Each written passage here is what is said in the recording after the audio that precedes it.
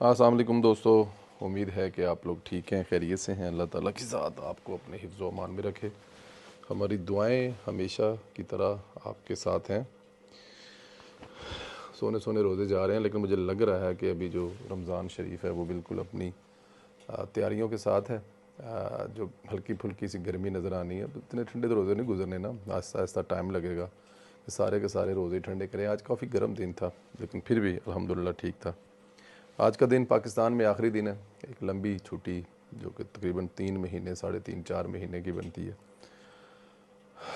सोने पाकिस्तान को देने के बाद इंशाअल्लाह ताला कल जुमेरात को सुबह 11 बजे लाहौर एयरपोर्ट से वापसी रवानगी होगी।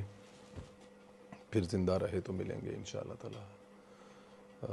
मज़ीद इसके बारे में डेफिनेट बात करेंगे। बहरहाल आप अपना ख्याल रखें, चैनल को ज़रूर सब्सक्राइब करें, बेल आइकन को भी प्रेस करें, और इसके अलावा व्हाट्सएप ग्रुपों में इसको शेयर करना बिल्कुल भी ना भूलें।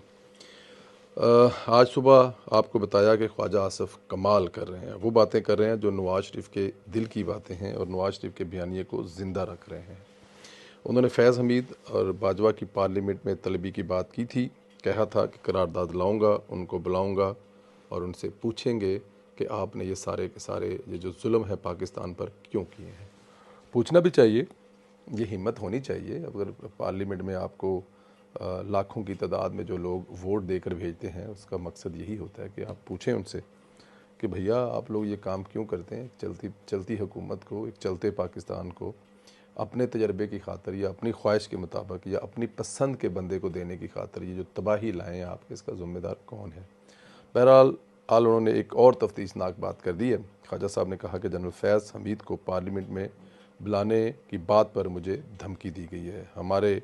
कहा गया कि हमारे मुताल्लिक़ गुफ्तगू मत करो, सच बोल रहा हूँ। ये मारते भी हैं और फिर कहते हैं कि रोते क्यों हो। आप अंदाज़ा करें कि ख्वाजा इस वक्त वज़ीर दफ़ा हैं, उन्हें धमकी दी जा रही है और ख्वाजा साहब ये भी कह रहे हैं कि ये मारते भी हैं। ये छोटी बात नहीं। इसका मतलब है कि रिटायरमेंट के बाद भी इन लोगों में इतनी जुर्रत और ताकत है कि वो वज़ीर दफ़ा को धमकी लगा दें। फिर तो ये एक माफिया हुआ जो कभी अपने एहतसाब की बात नहीं करने देता, और ख्वाजा आसिफ साहब पूरी तरह पार्लियामेंट के साथ खड़े हैं। बड़ी बड़ी ज़्यादती है। अब ये ख्वाजा साहब वज़ीर दफ़ा होकर अगर ऐसी बात कर रहे हैं तो आप ख़ुद देखें कि आने वाले वक्त में ये क्या कर सकते हैं। कि एक जो कि वज़ीर दफ़ा है, अगर वो ये बात कर रहा है कि आपको बुलाएंगे और बुलाएंगे आपको और आप बुलाकर आपको हिसाब देना पड़ेगा, और अगर वो पानी डाल दे बेटा मुझे, और इस बात का हिसाब देने पड़ेगा कि आप सब ने क्यों किया है, तो वो एक रात टीवी को इंटरव्यू देते हैं और अगले दिन वो बैठकर टीवी पे ये बता रहे हैं कि ये बात करने की वजह से मुझे बाकायदा तौर पर धमकी दी गई है। अब इससे ज़्यादा और इस पर हम क्या कह सकते हैं कि रिटायर होने के बाद भी इतने तगड़े हैं कि धमकियाँ दे रहे हैं, मारते भी हैं और कहते हैं कि फिर ये रोना भी नहीं है। ये बड़ी मज़े की बात है कि मारते भी हैं और ये भी कहते हैं कि रोना भी नहीं है।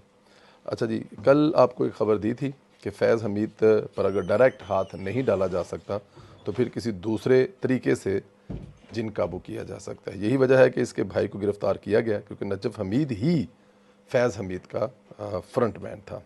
बहरहाल फैज़ हमीद के एक और करिंदे या दोस्त पर हाथ डाला गया।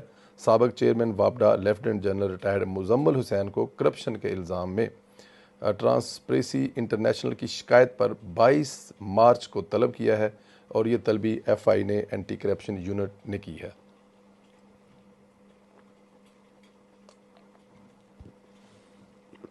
अच्छा जी, जनरल मुजम्मल हुसैन इन जर्नैलों में से है जिसका फैज़ हमीद से बहुत पुराना याराना है। इमरान खान ने फैज़ हमीद के कहने पर ही मुजम्मल हुसैन को बतौर चेयरमैन वापडा तोसी दी थी। इसी मुजम्मल हुसैन के कहने पर परवेज़ इलाही ने अपना फ़ैसला बदला था और पीडीएम से वादा करके तहरीक अदम इत्मीनाद के दौरान इमरान खान से हाथ मिला लिया था। मुजम्मल हुसैन पर हाथ डालने का मतलब है कि फैज़ हमीद के गिर्द घेरा तंग कर दिया गया था। ये एक अहम पेशरफ्त इसे देख कर लगता है कि कहीं ना कहीं एहसास हो गया था कि इमरान खान के कोच को काबू किए बगैर इंतशार ख़त्म नहीं हो सकता। बात तो ये ठीक ही है। मुजम्मल हुसैन जो हैं वो अगर वो ख़ास हैं, पहले भाई को पकड़ा और फिर दोस्त को पकड़ा, जिसका मतलब है कि घेरा आहिस्ता आहिस्ता तंग किया जा रहा है। आने वाले दिनों में ये बातें आगे तक जाती हुई नज़र आ रही हैं। लेकिन इनकी इंतशारी सियासत बढ़ती जा रही है, इसलिए हम कल से ट्रेंड चला रहे हैं कि इस इंतशारी तहरीक पर पाबंदी लगाई जाए। नमक हराम शैब शहीन कह रहा है कि पाकिस्तान को अफ़गानिस्तान में दहशतगर्दों पर हमला नहीं करना चाहिए था, उन्हें नहीं मारना चाहिए था और अपने जवानों की शहादत का बदला भी नहीं लेना चाहिए था। यानी इन लोगों को अफ़गानिस्तान में छुपे दहशतगर्दों के साथ हमदर्दी है, उन्हें क्यों मारा? शुहदा के ख़ानदान और पाक फ़ौज से कोई हमदर्दी नहीं, जिनके कई हज़ार जवान अब तक शहीद हो चुके हैं। इस बयान के बाद रियासत पर फ़र्ज़ है कि वो बॉर्डर पार छुपे दुश्मनों से पहले अपनी सफ़ों में छुपे दुश्मनों का सफाया करे। अच्छा, ये भी देखें, मतलब कितनी अजीब बात है कि आप इस बात को डिफेंड कर रहे हैं। हो सकता है इसके लिए इस पे उनके कोई लॉजिक हो, बट कोई भी लॉजिक ये कैसे कह सकता है कि आपके जो जवान हैं उनको जो शहीद किया जा रहा है उनका आप बदला ना लें और ख़ामोशी इख्तियार कर लें और फिर वो आगे आएंगे, फिर वो और आगे आएंगे, फिर वो और आगे आएंगे। अब कुछ बातें ऐसी होती हैं, जो चीज़ें ऐसी होती हैं जो आप बता भी नहीं सकते कि वो कितने ही आपका जो पाला है कितने ही खबीस किस्म के दुश्मन से पड़ा है, क्योंकि वो खबीस को दुश्मन का खाता भी आपका है और आपके घर से खाता है, आपके घर पे रहता है और फिर वापस जाकर हमले भी आप पर करता है। और अगर पीटीआई वाले दोस्त जो हैं उनकी हमायत कर रहे हैं कि ऐसा नहीं करना चाहिए, तो मेरे ख्याल में उनको ज़रा अपनी पॉलिसी पर थोड़ा सा गौर करना चाहिए कि ऐसे नहीं हो सकता कि ऐसे लोगों को माफ़ कर दिया जाए को आप जो आपके बेटों को शहीद कर रहे हों। ये तादाद, मैं कल इस्लामाबाद में बैठा था तो कुछ ऐसी इन्फॉर्मेशन मुझे मिली, मैं हैरान परेशान रह गया कि हमारे अब तक जितनी जंगें हुई हैं उनमें से उन जंगों में जितने फ़ौजी शहीद हुए हैं उनसे ज़्यादा जो शहादतें हैं वो ये जो अफ़गानी और ये जो दहशतगर्दी और ये जो बम धमाके उससे तजावज़ कर चुकी हैं। मतलब उतने शुहदा जंगों में नहीं जितने कि ये उसके बाद ये जो प्रॉक्सी वार है जो इसमें हुआ है। खैर, मेरे ख़्याल में इन सफ़ों में जो छुपे दुश्मन है ना, जिनको दहशतगर्दों के ख़िलाफ़ कार्रवाई पर तकलीफ़ हो रही है, इनकी तकलीफ़ दूर कर दी जाए। क्या कोई मुहब्बे वतन इस हद तक जा सकता है जो हदें अबूर कर चुके हैं? और अगर ये तमाम हदें पार कर चुके हैं तो फिर रियासत कौन सी हदों में उलझी पड़ी है? वो फितने को ख़त्म करने में किस लिए देर कर रही है? 9 मई वालों को सज़ाएँ क्यों नहीं दी जा रही हैं? और अगर 9 मई वालों को सज़ाएँ दी जाती तो आज ये दिन हमें देखने न पड़ते।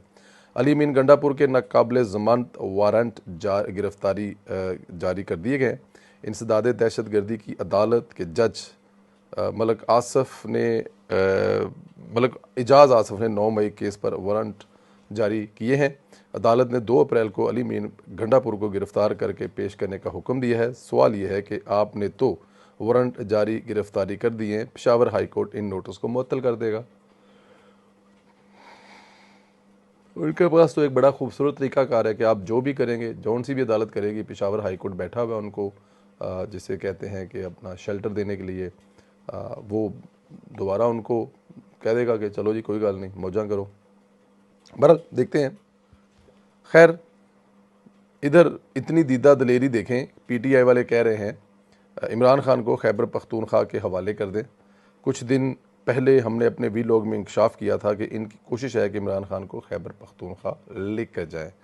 खैबर पख्तूनख्वा की हुकूमत के तर्जमान बैरिस्टर डॉक्टर मोहम्मद अली सैफ ने मुतालबा किया है पंजाब हुकूमत अगर इमरान खान को सिक्योरिटी नहीं दे सकती तो उन्हें खैबर पख्तून हुकूमत के हवाले किया जाए। जी, अब वो कह रहे हैं ना जी हिफाजत भी हम खुद ही करेंगे। वो पता है ना आपको, वो जो हिफाजत के लिए आए थे ज़मान पार्क लाहौर में, और लाहौर को वो उन्होंने वाना बना दिया था या वज़ीरिस्तान बना दिया था, या वो किसी दौर का जो स्वात है वो लाहौर की जो नहर है ज़मान पार्क के, लगता था कि वो वाला हिस्सा जो है या तो वो कश्मीर का हिस्सा है जहाँ पर कश्मीर जो है हिंदुस्तान के ख़िलाफ़ लड़े हैं, या फिर वो अफ़गानिस्तान का कुछ शोर ज़दा इलाका है जो ज़मान पार्क के गिर्द है। और अब उनकी सिक्योरिटी किन के हवाले थी वो आप समझ सकते हैं। और वो कह रहे हैं कि अगर इमरान खान की आप हिफाजत नहीं कर सकते तो इमरान खान की सिक्योरिटी हमें दे दें, हम इमरान खान की खुद ही जो है वो हिफाजत कर लेंगे। ठीक कह रहे हैं जी, इमरान खान की वो खुद हिफाजत कर सकते हैं जी, उनको हिफाजत करनी आती इमरान खान की, तो वो हिफाजत कर लेंगे इमरान खान की, दे दें उनको। अगर उनसे वो संभाला जा सकता है तो वो संभाले,